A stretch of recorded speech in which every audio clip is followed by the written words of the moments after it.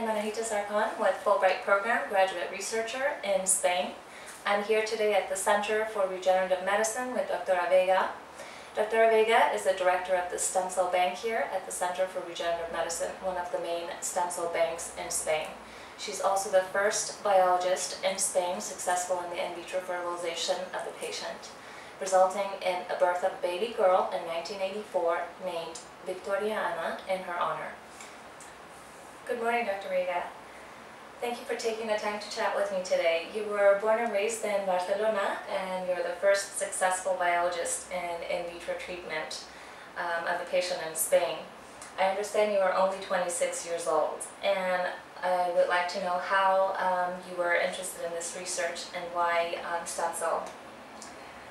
I was interested in doing something related to clinical application when I was studying biology.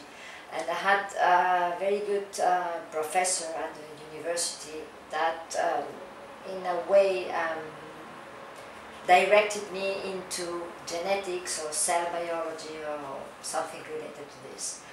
At the end, when I finished my studies at the university, I had the opportunity to meet Pedro Barri, who was in fact the head of the reproductive medicine service in Institut de Xeus at that time.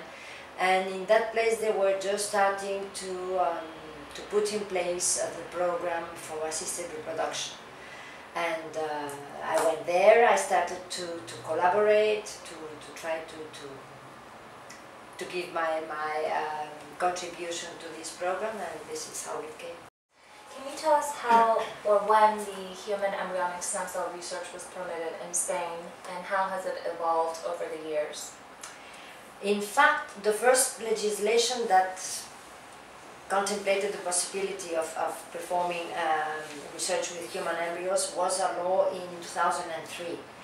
But this law also made it very difficult to perform IVF correctly. So in fact, the law was amended in 2006, and this is the time when research with embryos started. Can you tell us what are the regulatory institutes in Spain that regulate the laws and regulations for stem cell research? Stem cell research is, and research with human embryos is covered by two different legislations. The two important legislations are the law in assisted reproduction, which is a law that that came out in 2006, and another law which is the law on biomedicine, which is a law on 2007. I would say that these legislation are amongst the most permissive legislations in Europe. We are, I would say, in a similar situation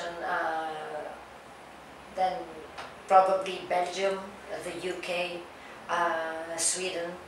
So embryo research is allowed. The couples that are submitted to in vitro fertilization and have embryos, surplus embryos, may have them frozen for a number of years, may give them to other couples, may give them for research, or simply want to discard them without any other purpose.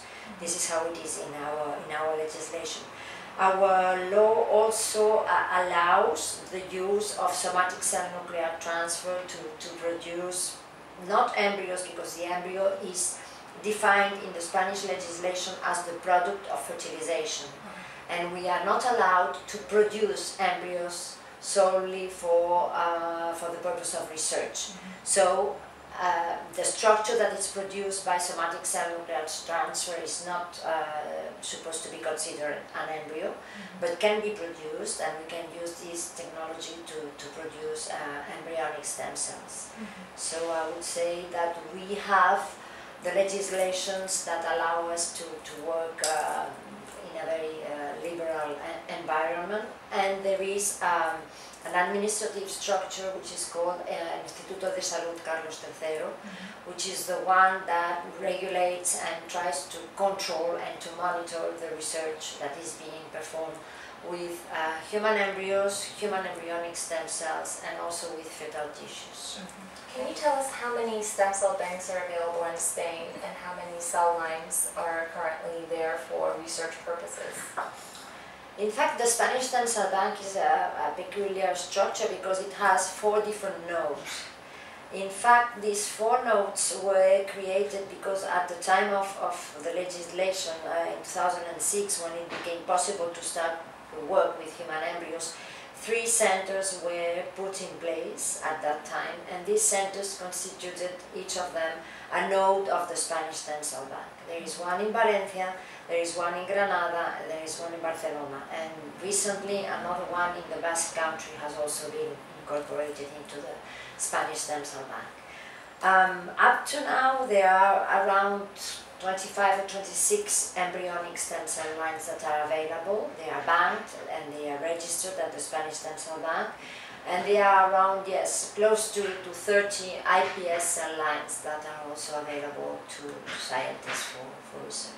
In your opinion, what has been the impact of the economic crisis on research, particularly human embryonic stem cell research in Spain?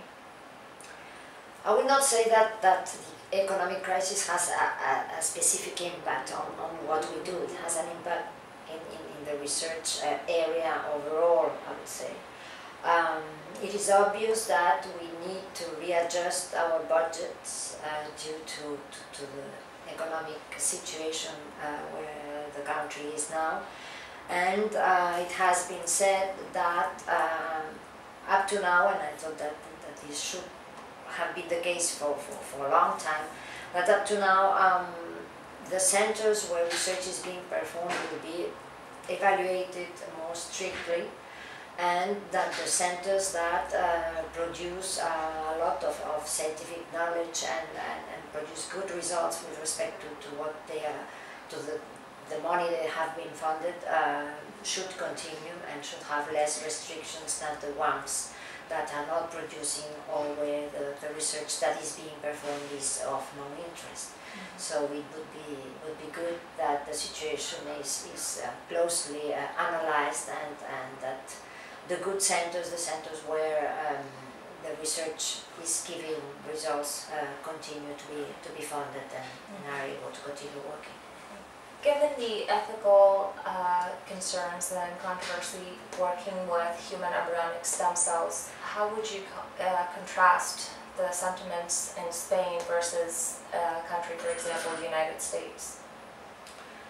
Well, at the end, I have been asked this question many times because it seems that Spain is considered to be a very Catholic country.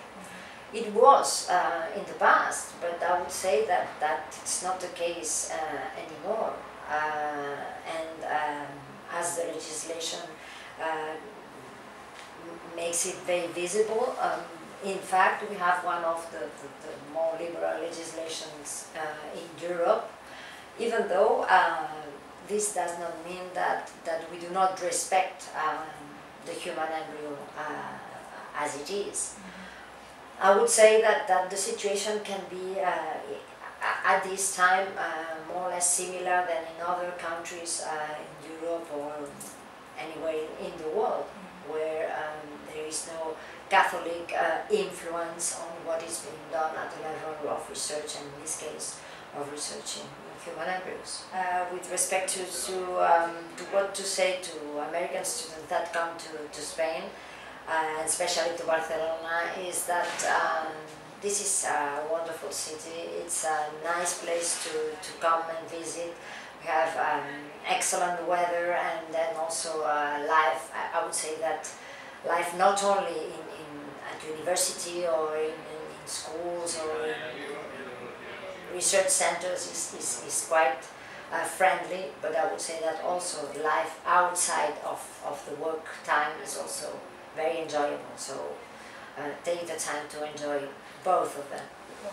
That concludes our chat with Dr. Ana Veiga. I wanted to thank the Center for Regenerative Medicine for having me here during my visit. Also, I wanted to thank the staff here for teaching me a wealth of knowledge about research with human embryonic stem cells, Dr. Santello, Yolanda Munoz, and Anushka Linares. Thank you so much, and we hope to work with you soon in the future.